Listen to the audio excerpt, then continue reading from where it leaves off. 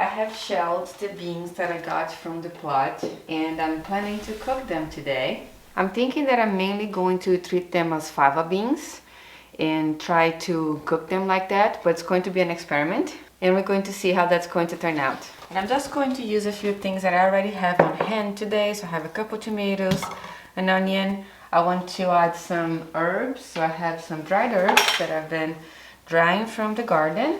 This is some thyme and some oregano, some garlic, and let me see what else I have. Oh, there's some sausage here, some smoked sausage that I want to cook with. And I also have half of a squash that I can use, a butternut squash. I'm going to put it in here. I think I have some broth in the fridge too. Let me check. Oh, I already have some sliced shallots. Let's use that. So I can use what I have and some... Okay, so I do have some broth too.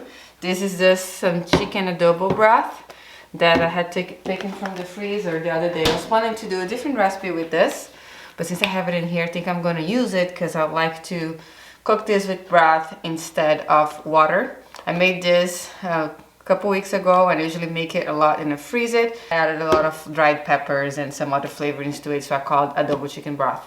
But basically that's it. I think that's all that I'm going to use. If I add anything else, I'll show you guys. And I think that I'm going to use this big pot here to make it on today. We got that as a wedding gift last year, and I really enjoy using this enamel cast iron pots. So I'm going to start here by cutting this squash, and I'm going to put in the same container that it was in the fridge. And I'm just going to slice this up into cubes so it cooks a little faster. Since the beans are fresh, not dried, just a small, like, I don't know, this is 1 inch by 1 inch cubes. And now that I think about it, this might be too much. I only have this much beans, so I think that maybe that much of a butternut squash is enough. But I'm going to already cut this to use it later, so it's already prepped for me if I want to use into something else this week, make into something else. So just cut this out real fast.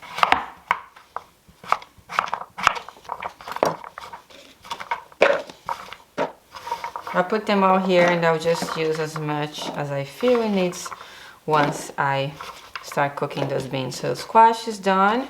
Just gonna cut the tomatoes, the garlic, and the sausage last so it doesn't get my cutting board too greasy. Oh, you know what I also want to use? Actually, some jalapeños from the garden. Look how many I have. I'm not gonna use this much, but maybe a couple. You're also getting something. Oh, I have a mini bell pepper. I can use that. Those are the cherry peppers I've been using as bell peppers, and 2 jalapeños, and maybe this guy here, just because it was there. Let's use that all in our recipe today too, just to get it used. Okay, so I'll start with the peppers first, actually. Get some containers to put them in. Okay, I'm also gonna just kind of rough chop these peppers. Nothing too crazy. I'm gonna use seeds and all on those, just so it's easier. Maybe I'll take this. Maybe it's a little too much seeds on these guys. The cherry peppers really didn't turn out like I thought they would. That's alright, I'm just still see if I will grow them in the garden next year. Okay, jalapeños I'm just gonna cut in half and slice. Same with this other one. It's gonna be spicy. Those jalapeños are crazy spicy this year. It's alright, it's okay. I still want to use some for pickling, like I mentioned on the plot video. But for now we're gonna use this up for our stew, I guess. This is a fava bean stew, we'll call it, or a Scarlet Runner Beans stew. Alright, so I'll do the tomatoes now real quick. I'm gonna core it.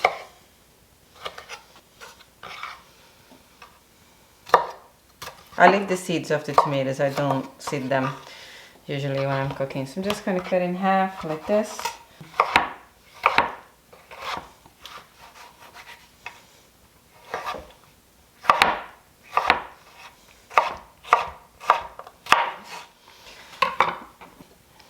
Now put our tomatoes here.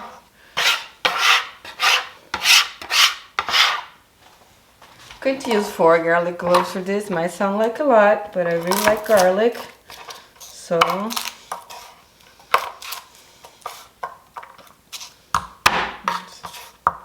just gonna mince this off. Also, I'm not going to mince that super fine. I'm just gonna kind of slice it. So I'm just gonna go ahead and sort of slice it. And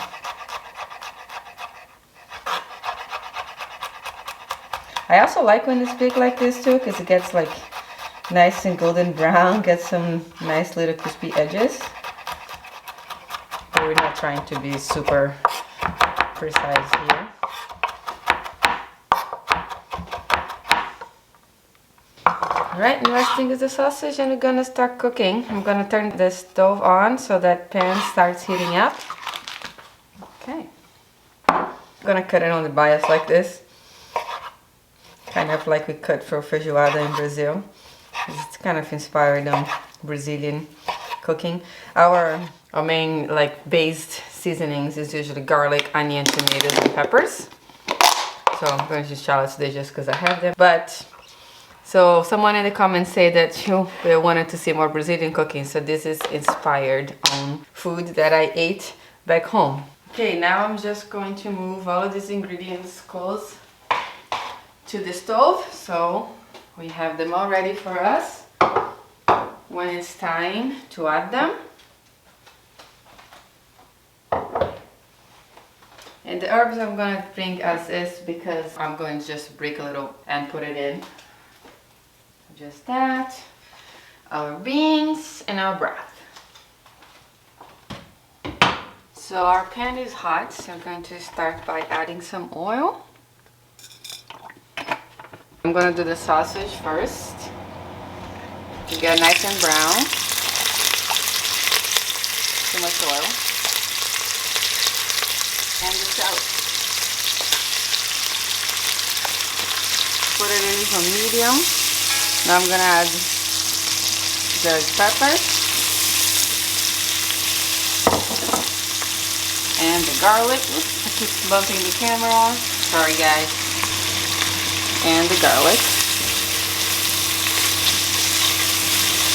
I'm going to let it cook just for a few minutes before adding the other ingredients. I think that I'm going to add the squash now to get a little bit brown too. I'll add this much and save about half. Smells great. Smells like home. Smells like Brazilian food. And for seasoning here, I'm going to add some cumin. We use a lot of cumin in Brazil in my region. I'm just going to do some cumin seeds. I always have whole cumin seeds to force me to grind them right before I cook, so they have more flavor. I'm just gonna do it now real quick. Just wanna sort of crack them down a little bit to release all the oils and the flavor. I can smell it already. Every time I do this, it smells so nice and fresh. And I like to use a lot of cumin, but use as much as you feel like. This is probably about a tablespoon or maybe even a little more. Smells really amazing already, but this is what I ended up with, and I'm going to add this to the pan. I'm gonna toast together with everything else, and usually spices are good to add in the beginning because it blooms with the oil. I'm also going to add a little bit of smoked paprika to this. There we go, for some nice color. Why not, right? So that's looking great, smells wonderful. I'm also going to start adding a little salt, and I'm going to use the herb salt that we just made in that video. So I'm going to put a little bit on my hands. Oops, too much. I was looking at the screen of the camera. And just pour in there. Then we're going to taste for salt at the end and see if it needs more. And there you go. Looking nice. Things are nicely brown, so we're now going to add the tomatoes.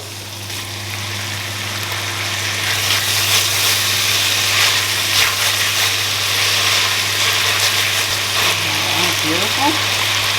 And the beans. This is so pretty. I can't get over how amazing they look. I know they're gonna turn color when I cook, but I'm excited to see how they taste actually, because I'm doing this without really knowing how they're going to taste. So here we go. Woo, that's so nice. Okay, and I'm going to pour the stock. It's a little frozen. I took out of the freezer. See how much we have. It's a little gelatinous, which is good. Now we're gonna use the whole thing. Okay, it's frozen, but it's all right. It's going to come back to a boil real fast and warm it up together. Beautiful. The squash make it look kind of vibrant too. And to help this to come to a boil a little faster, I'm just going to add the lid and we're going to wait. Now I'm just going to let that cook until the beans and the squash are soft, and I'm going to clean up meanwhile.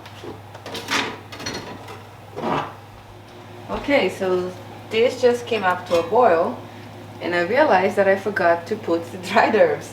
Oh, the colors of the beans have changed, so I'll show you guys. But I know there were herbs in the herb salt, but not enough. I like to put lots of herbs in my food.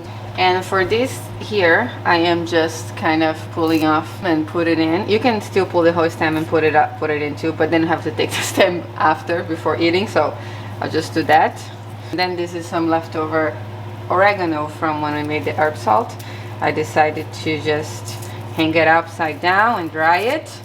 Oops, a little stem fell in there.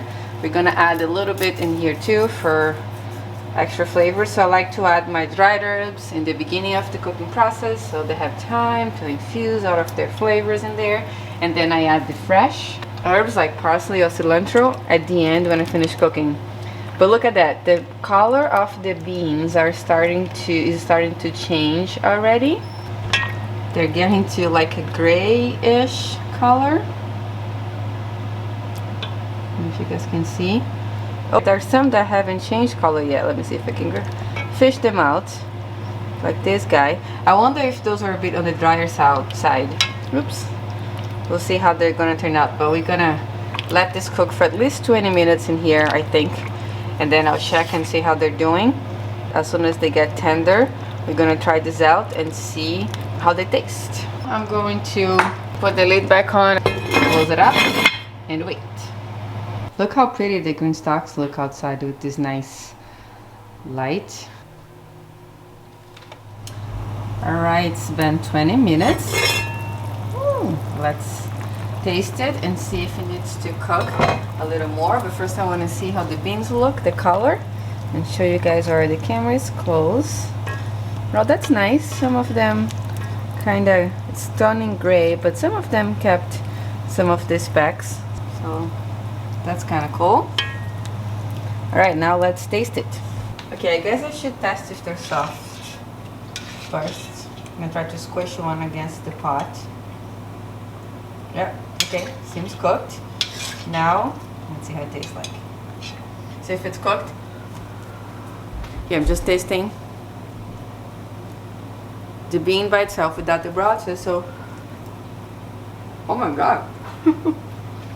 It is cooked. It is so creamy. Wow.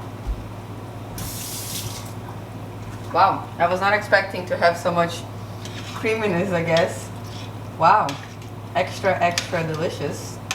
That was the bean by itself. I'm going to taste a bit of the broth too and some of the squash. Seasoning seems good to the bean. It was well seasoned. Here, whew, my camera is not in the best spot. I'm still learning how to getting used to this kitchen and to filming videos here. But let me try this. It was very creamy when I had the first one. Hopefully this one's also cooked. My goodness. Oh, good. This turned out a lot better than I expected. Wow. For some reason I didn't think these beans were going to have like extra good flavor. They're just going to be okay. But they're so creamy. I think I'm gonna have to bite into one and show you guys the middle, so you kind of understand what I'm talking about. Okay. You see this? How much starch is in there? Makes it for extra creamy bean. Wow, incredible. Fully cooked, so delicious. Now we're going to finish it up with some parsley once I turn it off. And this is how it looks. It looks kind of like a chili in my opinion, because I added the adobo broth. It had that, the color and also the flavor profile. It tastes really delicious. I hope you guys try to make something like this at home, because it's tastier than I actually thought, and it's always nice when that happens, right? Actually, I'm going to take you guys to the garden, and we're going to grab some kale too. I always talk here on how much I like to add kale to stuff that I cook, and this would be a great example. So at the end of the cooking like this, I'll just add some kale leaves to cook with the stew or soup that I'm making, and then I make sure that they don't get overcooked, because I don't like to put the kale in the beginning of the cooking because it gets brown and bitter. So I usually always also add at the end. So let's go ahead and get some baby kale from the garden that I still have growing, the green stalk, some parsley, and we're gonna come back to finish this up. It was a bit windy outside. Look how nice those leaves look, all falling. Hopefully the camera is picking it up. Alright, but here is the planter that I'm going to grab the kale from the little plant over there. You can see that I took out the cover. Cover is right there because it's been a little hot this past couple days. So we're going to harvest this guy here. Just gonna get a few leaves with my hands.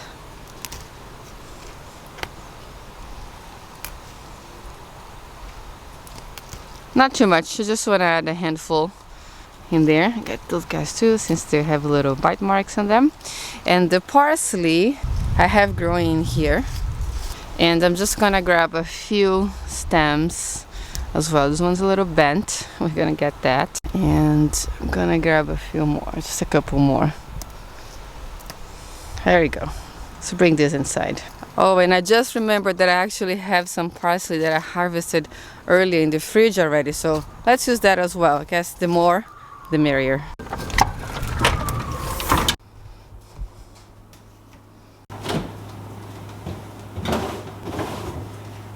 Okay, here it is. We can grab a little more. Okay, we can use all of this. I'm gonna go ahead and chop this up and do the kale first, so we can add that. And I'm going to give them actually a little rinse first.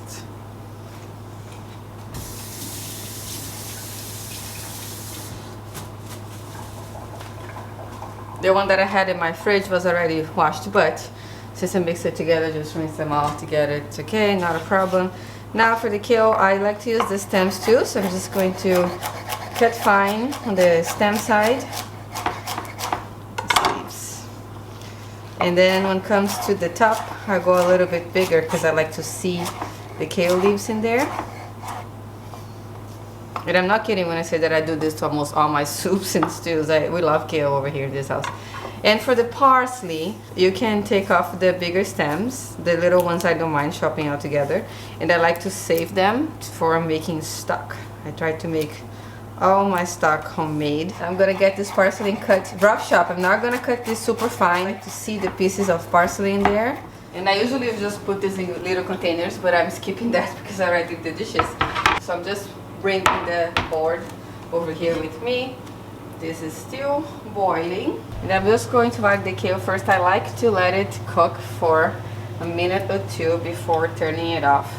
And I only add the parsley when I turn off. I don't like the way these sides look when I'm filming, but that's what happens, the side of the pan. But that's it, that should be enough. We're gonna turn it off now, the flame, and only now I'm going to add the parsley. And this seems like a lot of parsley, but we like things herby over here in this house, so I'm adding it also. It's still boiling because it's an electric stove and kind of keeps hot still, but I'm gonna move this pot off of the heat. I've gotta say that the light in my kitchen is not the best. It never looks as good in the camera as actually looks in person. But let's move that to a better spot so you can see better. There you go. Hopefully you can see a little better now and see the color. Still has some shades from the pot, but I'm going to put this on a plate.